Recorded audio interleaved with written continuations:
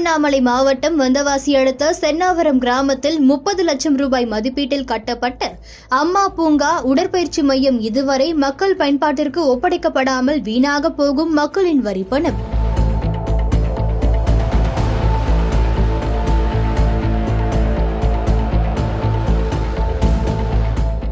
வந்தவாசி ஊராட்சி ஒன்றிய நிதியின் கீழ் 2017-18 வருடம் 30 லட்சம் ரூபாய் மதிப்பீட்டில் பொதுமக்கள் மற்றும் சிறுவர்கள் பயன்பெறும் வகையில் அம்மா பூங்கா மற்றும் இளைஞர்கள் உடல்நலம் வலுப்பெற உடற்பயிற்சி மையம் தொடங்கப்பட்டு கட்டிடம் கட்டப்பட்டு கட்டமைப்புக்கு தேவையான பொருட்கள் அனைத்தும் இறக்கி வைக்கப்பட்டது. அந்த திட்டம் 2018-19 ஆண்டில் முடிவு பெறாமல் சென்னாவரம் ஊராட்சியிடம் ஒப்படைக்கப்படாமலும் நிறுத்தி வைக்கப்பட்டது. இதனால் 2017-18 நிதியாண்டிலே 30 லட்சம் ரூபாய் மதிப்பீட்டில் திட்டம் முடங்கி கிடக்கிறது. இதனால் மக்கள் வரி பணம் வீணாகி கிடக்கிறது என பொதுமக்கள் ஆதங்கப்பட்டனர். இது குறித்து சென்னாவரம் கிராம ஊராட்சி செயலாளரை கேட்டபோது, நான் இந்த கிராமத்திற்கு வந்து சிறிது காலம்தான் ஆகிறது.